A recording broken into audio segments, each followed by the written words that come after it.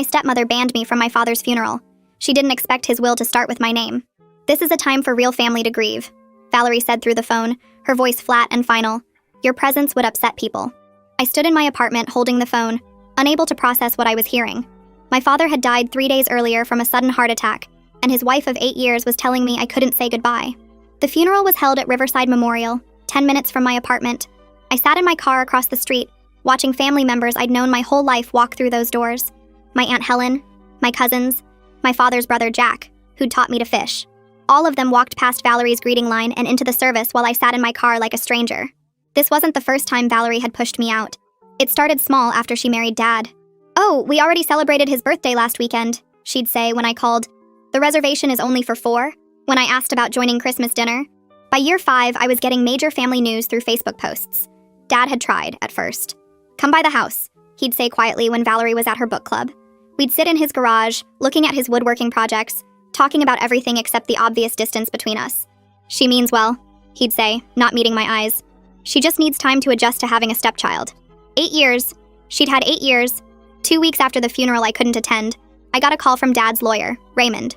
I need you to come to the will reading, he said. It's important you're there personally. Valerie was already in the conference room when I arrived, sitting with her daughter Chloe from her first marriage. Chloe had moved into Dad's house 3 years ago, rent-free, while I wasn't even invited for coffee. What is she doing here?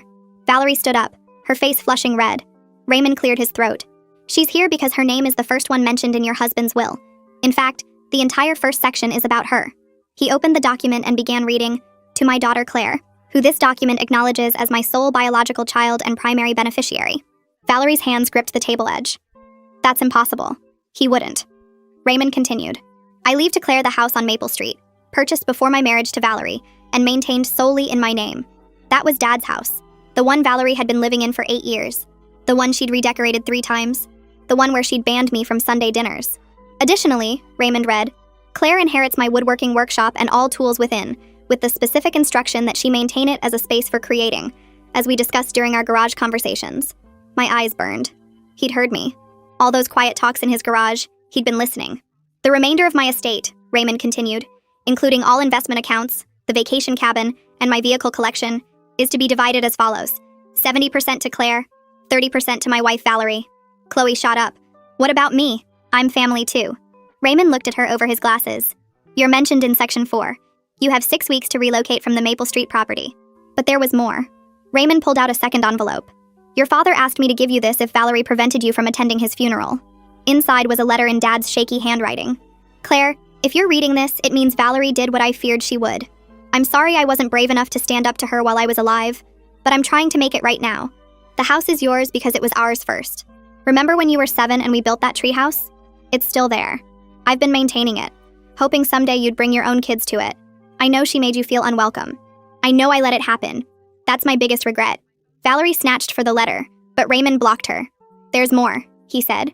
Raymond pulled a thick folder from the second envelope and opened it on the table. Inside were pages and pages of handwritten notes in my father's careful script, along with printed text message screenshots and calendar entries. He started reading from the first page, dated 6 years ago. My father had written about my 30th birthday, how he'd planned to take me to dinner at the Italian place we used to go, when I was a kid, but Valerie told him she'd already booked a couple's spa day for that weekend and he couldn't cancel. The entry ended with a single line about how he should have said no, but didn't want to fight. Raymond flipped to another page. Christmas 4 years ago. My father wrote that he'd asked Valerie to set an extra place at dinner for me, and she'd said the table only sat 8, and all the chairs were taken by her book club friends and their husbands. He'd stood in the kitchen while she explained this, looking at the table that actually sat 10 and said nothing. The next entry was from Easter 3 years ago. I'd called to ask about coming by for brunch, and Valerie had answered his phone and told me they were having a small gathering, just close family. My father wrote that he'd been standing right there when she said it, and he'd watched her hang up without ever asking if he wanted to talk to me. He wrote that he felt sick about it all day, but convinced himself it was easier to let it go than to confront her. Raymond kept reading. Entry after entry. My father had documented everything. The graduation party for Chloe that I didn't know about until I saw photos on Facebook. The Thanksgiving where Valerie were uninvited me the morning of, claiming someone had the flu and they needed to keep numbers down, even though no one was actually sick. The Sunday dinners that became a weekly tradition for everyone except me. Each entry had the same tone of quiet regret and self-disgust. My father knew what was happening. He saw it. He just didn't stop it. Valerie's face had gone completely white. She kept opening her mouth like she wanted to interrupt, but Raymond didn't pause. He explained in the same calm voice that my father had given him specific instructions to read these entries aloud if Valerie prevented me from attending his funeral. This wasn't just about the inheritance. My father wanted her to hear, in front of witnesses, exactly what he'd observed and how it made him feel. Valerie finally found her voice and said something about this being private between husband and wife, but Raymond shook his head. These were my father's words and his explicit wishes for how they should be shared. She tried again, claiming the journal was taken out of context, but Raymond pulled out the text message screenshots. There they were in black and white. Messages from Valerie to my father saying I was dramatic and needy, that I was trying to come between them, that a clean break would be healthier for everyone. My father's responses were always short and non-committal, never agreeing but never defending me either. Raymond explained that my father had started saving these messages 2 years ago, after a particularly bad argument where Valerie had threatened to leave him if he kept prioritizing me over their marriage. That was when my father realized he needed to document everything, because he was too weak to fix it while he was alive. But maybe he could make it right after he was gone. Raymond turned to the final pages of the letter, the ones addressed directly to me again. He read in a steady voice that never wavered even though I could barely breathe. My father wrote that he'd spent 8 years being a coward, choosing the path of least resistance every single time, letting Valerie push me further and further away because fighting back felt too hard and too exhausting. He wrote that he'd told himself it was temporary, that things would get better, that Valerie would eventually accept me, but he'd known for years that wasn't true. He kept choosing her comfort over my presence. He kept choosing peace in his house over a relationship with his daughter. The letter said he didn't expect me to forgive him, that he probably didn't deserve forgiveness, but he wanted me to know that he saw what happened and he was sorry. The inheritance wasn't meant to make up for 8 years of abandonment. Nothing could do that, but it was his way of showing that I mattered, that I'd always been his daughter even when he failed to act like I was, and that he wanted me to have the things that were rightfully mine. The house where we'd built the treehouse together, the workshop where we'd had our last real conversations, the financial security he should have been providing all along instead of letting Valerie treat me like a stranger. Chloe stood up so fast her chair scraped across the floor. She walked out of the conference room without saying anything, and I could hear her crying in the hallway. The sound was raw and broken, nothing like the composed person who'd been sitting there 20 minutes ago. I felt bad for her in that moment, which was strange given everything she'd just realized her mother had spent years systematically cutting me out of my father's life, and my father had been too weak to stop it. That had to hurt, understanding your parent that way. Raymond waited until Chloe's footsteps faded down the hall. Then he turned to the practical matters. He explained that Valerie and Chloe had 60 days from today to vacate the Maple Street property. The house was mine, free and clear, purchased before the marriage and never added to joint ownership. I'd need to work with an estate attorney to handle the financial transfers, the property deed, the investment accounts, and the vacation cabin. He'd give me a referral to someone who specialized in complicated inheritance cases, because this was going to get messy. Valerie's voice came back sharp and angry. She said she was going to contest the will, that my father clearly wasn't in his right mind when he wrote it, that I must have manipulated him during those garage conversations. She stood up and pointed at me, her hands shaking, saying she deserved compensation for 8 years of marriage and taking care of him. She'd given up her career to be his wife. She'd decorated his house and hosted his friends and managed his social calendar. The will was obviously the result of some kind of breakdown or confusion, and she was going to fight it. Raymond didn't look surprised. He pulled out another folder, this one containing medical records. He explained that he'd anticipated this exact reaction, which was why my father had been so thorough in his planning. The records showed regular checkups and cognitive assessments from my father's doctor over the past 2 years. Every single evaluation showed normal cognitive function, clear decision-making ability, and no signs of diminished capacity. My father had updated his will just 6 months ago, after a full medical workup that proved he was completely competent and acting of his own free will. I left the law office an hour later feeling like I'd been hit by something large and fast. The parking lot was bright with afternoon sun, and people were walking around doing normal things, while my entire understanding of my father had just been rewritten. I sat in my car for 20 minutes before I could make myself drive. The vindication should have felt good, right? My father had seen everything. He'd documented it. He'd made sure I got what was mine. But it all felt empty and sad, because he was still gone and none of this brought him back. I would have traded the house and the money and all of it for one conversation where he actually stood up for me while he was alive. Just once, I wanted him to have told Valerie no when she was pushing me out. Just once, I wanted him to have chosen me over keeping the peace. The inheritance was his apology, but apologies from dead people don't fix anything. That evening, my phone started ringing. The first call was from Helen, and she was crying before I even said hello. She told me she was sorry, that she should have done more, that she knew what Valerie was doing but didn't want to cause problems in my father's marriage. She said she'd watched me get pushed out over the years and convinced herself it wasn't her place to interfere. Helen admitted that other family members had noticed too, that there had been conversations about Valerie's behavior, but everyone decided it was between my father and his wife, and they shouldn't get involved. She kept apologizing and saying she wished she'd been braver, that she wished she'd called me more, or insisted I be included or confronted Valerie directly. I told her it was okay, even though it wasn't.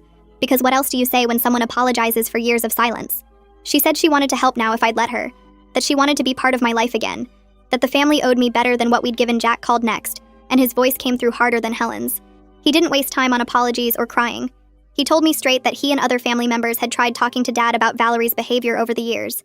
They'd pulled him aside at gatherings and pointed out how she was pushing me away. Dad always defended her and made excuses about adjustment periods and blended family challenges. Jack said he stopped trying after a while because Dad clearly wasn't going to listen. He told me he was glad Dad finally did the right thing, even if it took dying to manage it.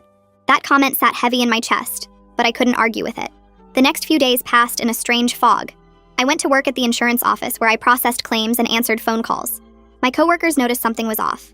Sarah from the next cubicle asked twice if I was feeling okay. My supervisor pulled me aside to check if everything was all right at home. I told them I was dealing with family stuff and left it at that.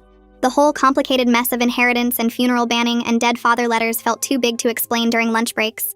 I'd sit at my desk staring at spreadsheets and realize 10 minutes had passed without actually seeing the numbers. Raymond called on Thursday with a recommendation. He said I needed an estate attorney named Deborah Schroeder, who handled complicated inheritance cases. He warned me that Valerie would make this process as difficult as possible, and I'd need good legal help. He gave me Deborah's office number and told me to mention his name when I called. I made the appointment for the following Monday. Deborah's office was downtown in one of those old brick buildings that got converted into professional spaces. The waiting room had comfortable chairs and paintings of landscapes that were probably meant to be calming. Deborah came out to get me herself instead of sending a receptionist. She was maybe 50 with short gray hair and practical clothes. No nonsense. She shook my hand and led me back to her office. We sat across from each other at her desk, and she asked me to walk her through everything from the beginning. I told her about the funeral ban and the will reading and Valerie's threats to contest. Deborah listened without interrupting and took notes on a yellow legal pad. When I finished, she looked up and told me straight that Valerie could contest the will, but she had very little legal ground to stand on. My father's documentation was thorough. The medical records proved he was competent. Everything was properly witnessed and filed. She said cases like this usually ended with the original will standing. Then Deborah pulled out the copy of the will that Raymond had sent over and started going through it page by page. She pointed out provisions I hadn't fully understood during that first reading in the conference room. My father had set up the inheritance to protect me from legal challenges. There was a clause that said if Valerie contested the will unsuccessfully, she would forfeit her 30% share. Everything would go to me instead. Deborah explained that my father included this specifically to discourage frivolous challenges. Valerie would be taking a real risk by fighting this in court. The 60-day clock was already ticking. Deborah said I needed to start thinking about what I wanted to do with the Maple Street house. Did I want to live there or sell it or rent it out? She suggested we visit the property together so I could assess its condition and start planning for the change. She could be present as my legal representative to make sure everything went smoothly. I agreed, but the idea of actually going inside made my stomach tight. That weekend, I drove past the house 4 times. Just drove by slowly like some kind of stalker. The house sat on a corner lot with big trees in the front yard. The outside looked the same as I remembered from childhood. Same blue paint, same front porch. But it felt wrong somehow, like looking at a photo of someone who died. I couldn't make myself pull into the driveway.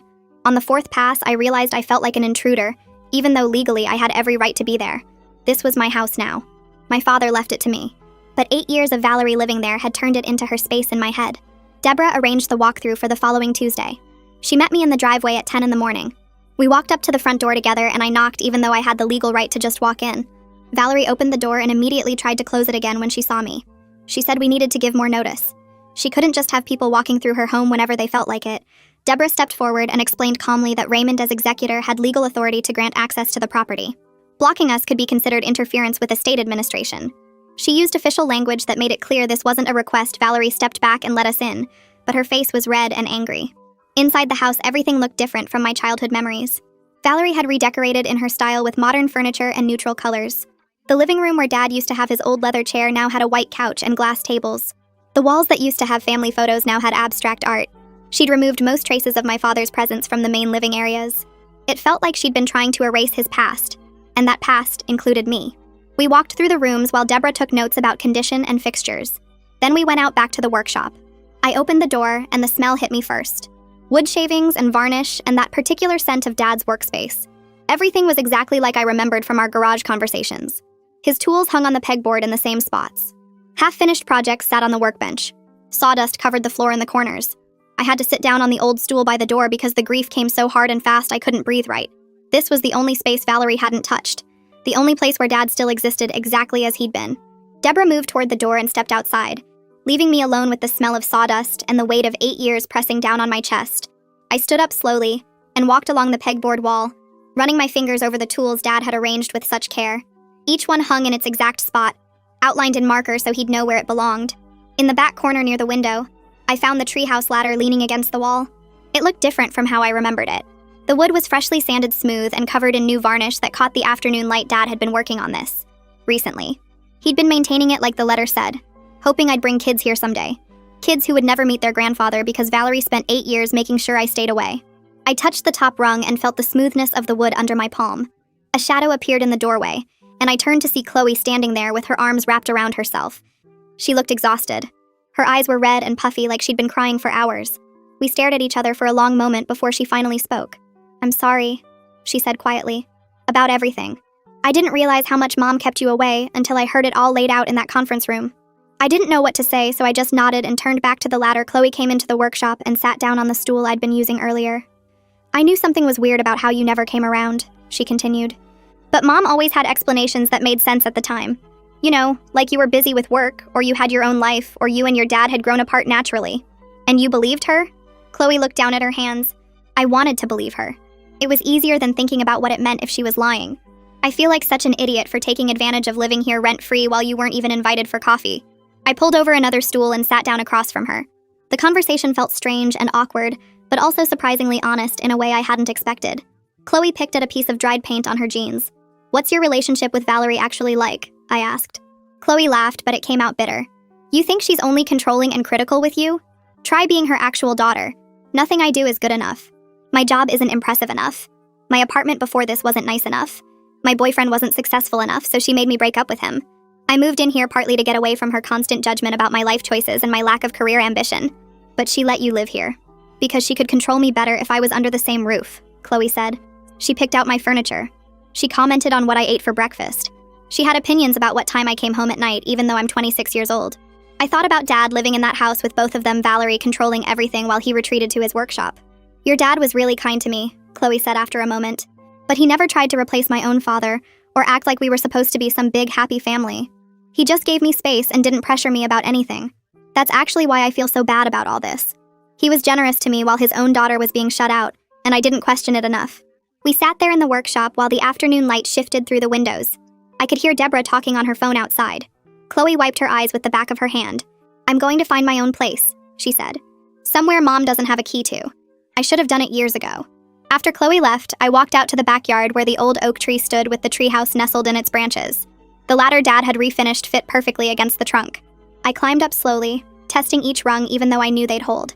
Dad had rebuilt parts of the platform and added safety rails around the edges. The whole structure felt solid and well-maintained. Inside the small space, I found a wooden box pushed into the corner with my name carved into the lid. My hands shook as I opened it. Inside were photos of me and Dad from when I was little. Me on his shoulders at the zoo. Both of us covered in flour while baking cookies. Him teaching me to ride a bike in the driveway. Underneath the photos was a note in his handwriting that said he kept these separate from the house so Valerie wouldn't throw them away. He'd been protecting memories of me while living with someone who wanted to erase me. That night, I sat on my apartment floor with the photos spread out around me and cried harder than I had since Dad died. The grief felt different now. It wasn't just about losing him. It was about realizing he'd spent years hiding pieces of our relationship like contraband, while staying married to someone who made him choose between peace in his house and having his daughter in his life. The wooden box was both a gift and a tragedy.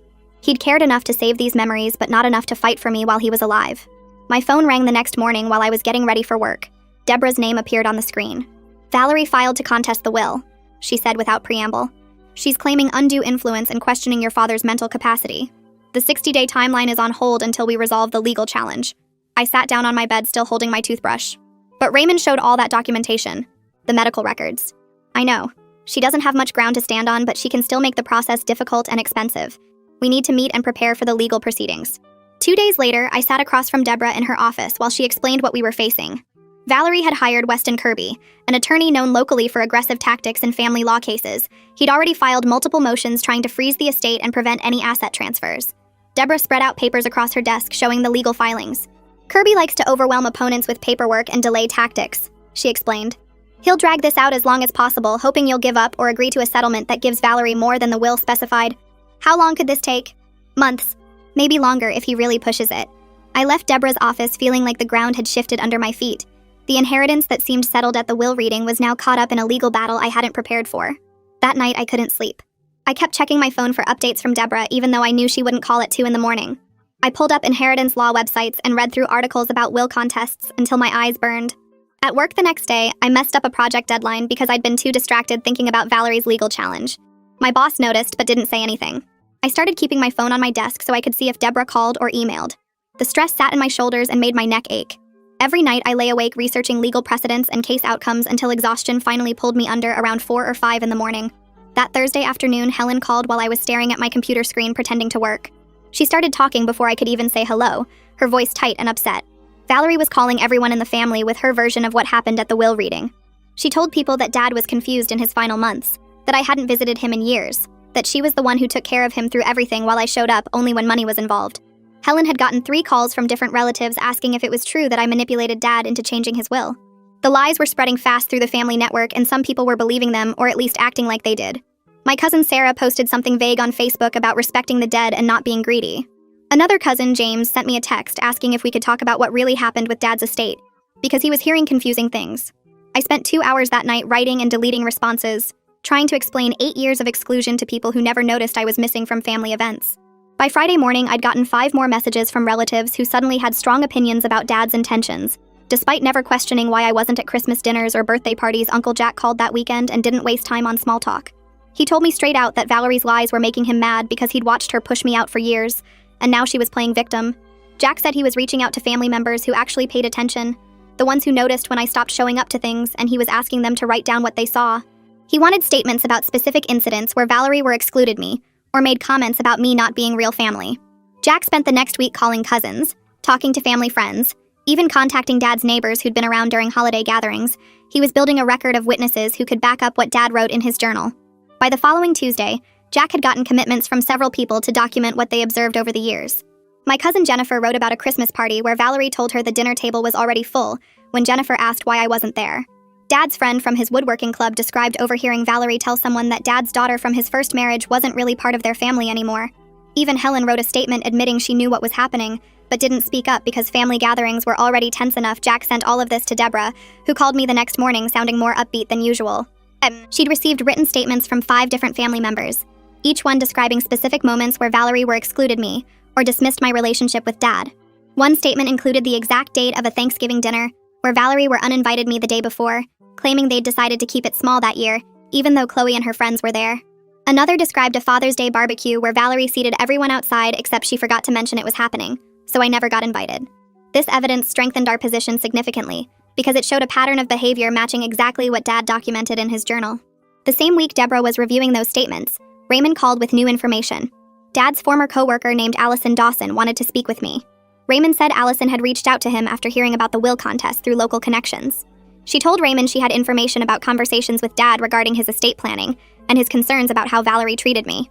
Raymond gave me Allison's number and suggested I meet with her soon because her testimony could be important. I called Allison that afternoon and we arranged to meet at a coffee shop near her office downtown. She was waiting at a corner table when I arrived. A woman in her 50s with kind eyes and graying hair pulled back in a clip. We ordered coffee and she got right to the point. Dad had confided in her over the past 2 years about his regrets regarding our relationship. He told her he was afraid Valerie would try to cut me out entirely after his death, and he was working with Raymond to make sure that couldn't happen. Allison said Dad talked about me often at work, sharing stories about our garage conversations and expressing guilt about not standing up to his wife. She could see the toll it took on him, watching him become quieter and more withdrawn as the years went on. The breaking point came after a particularly bad incident where Valerie were uninvited me from Thanksgiving at the last minute. Allison remembered that day clearly because Dad came to work visibly upset, unusual for someone who normally kept his emotions private. He told her he was done enabling his wife's cruelty toward his daughter. That's when he scheduled the appointment with Raymond to update his will. He wanted to make sure I inherited the house and the majority of his estate, because he knew Valerie would try to take everything if she could. Allison's voice got quiet when she described how Dad talked about the treehouse, how he maintained it hoping someday I'd bring my own kids there, even though Valerie made it clear I wasn't welcome at the property. After we finished our coffee, Allison asked for Deborah's contact information. She wanted to provide a written statement about these conversations, including specific dates and details Dad had shared with her over the 2 years. This evidence would directly contradict Valerie's claim that Dad was confused or influenced against his true wishes. It showed he made deliberate, well-considered decisions about his estate, after years of watching his wife systematically exclude his daughter from his life. Deborah received Allison's statement 3 days later and called to tell me it was even more detailed than she expected. Allison had kept notes about her conversations with Dad, including dates when he seemed particularly upset about family situations. She documented the Thanksgiving incident, a Christmas where Valerie told Dad I was too busy to visit when she'd never actually invited me, and multiple occasions where Dad expressed regret about choosing peace in his house over protecting his relationship with me. 2 months after the will reading, we finally had a court date for the contest hearing. Deborah scheduled a meeting to prepare me for what to expect. She warned me that Weston Kirby would likely try to paint me as manipulative, suggesting I was estranged from Dad by choice, and only reconnected when I wanted something. He'd probably bring up the years of limited contact, without mentioning that Valerie controlled access to my father. Deborah reviewed all our evidence, the journal entries, the family statements, Allison's testimony, the medical records proving Dad's mental competency. She felt confident but cautioned me that courtrooms were unpredictable, and I needed to stay calm no matter what Kirby said. The night before the hearing, I couldn't sleep again, but this time it was different from the anxious insomnia of previous weeks.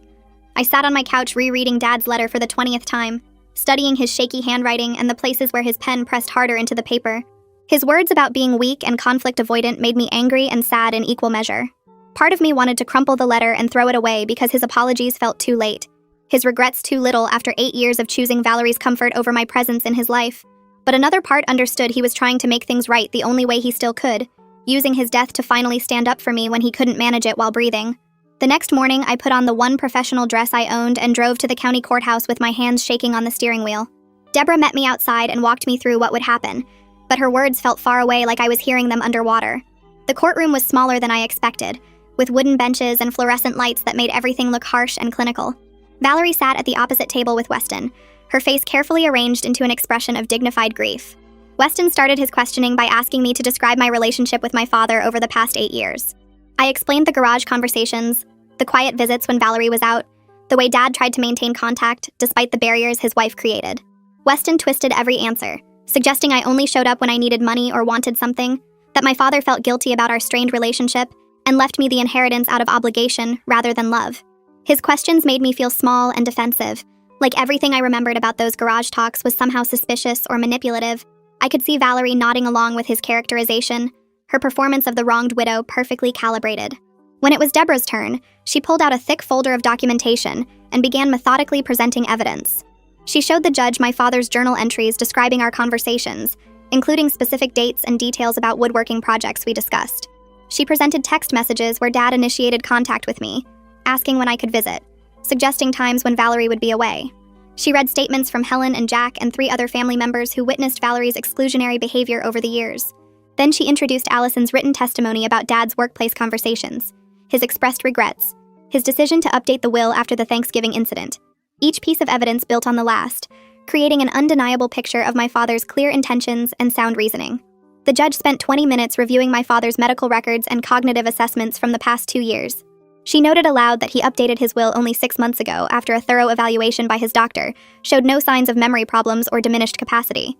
She pointed out that the documentation showed a man who was fully aware of his family situation and making deliberate choices about his estate. Weston tried to object several times, but the judge cut him off and told him to let her finish reviewing the evidence. When Valerie took the stand, she cried about her 8 years of marriage and how devoted she was to my father through everything. She talked about caring for him, supporting his hobbies, making a home for him.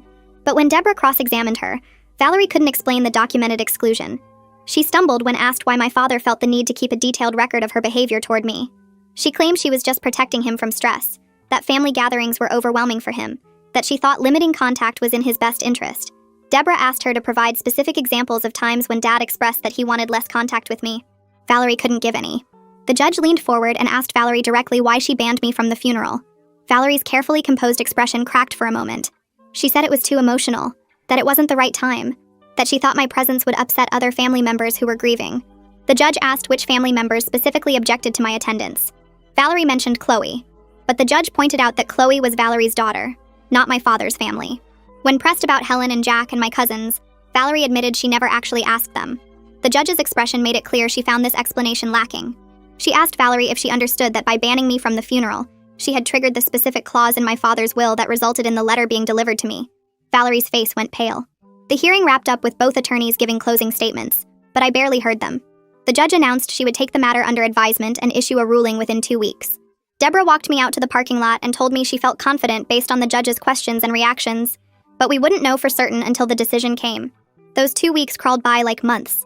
I threw myself into work projects, staying late at the office and volunteering for assignments I normally would have avoided. My coworkers noticed I was distracted and jumpy, checking my phone constantly, but I didn't explain what I was waiting for. The anxiety sat in my chest like a physical weight that made it hard to breathe deeply.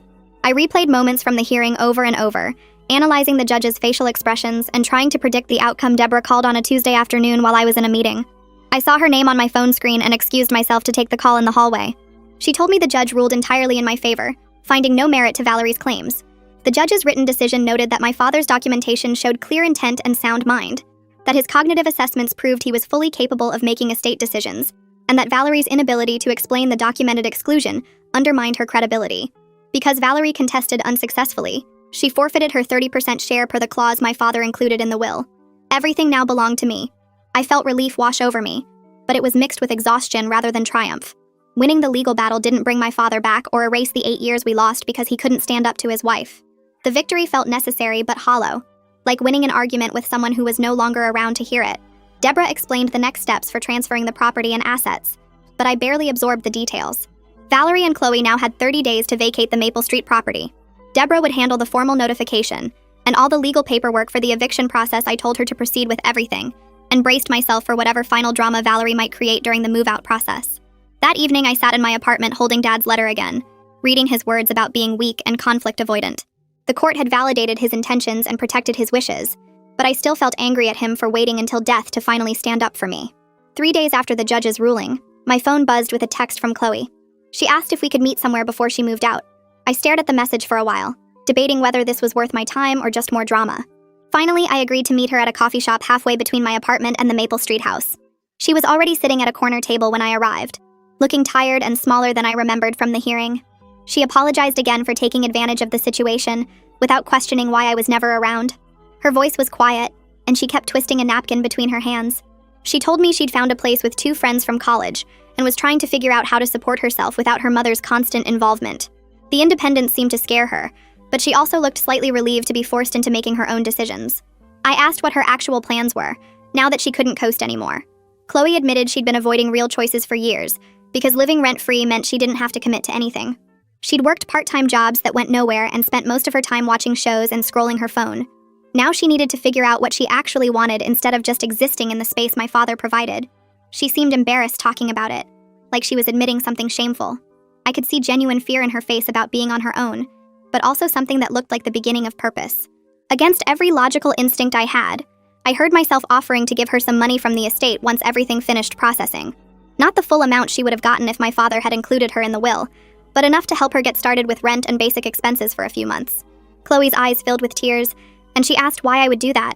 After everything her mother put me through, I could see she genuinely didn't understand the gesture.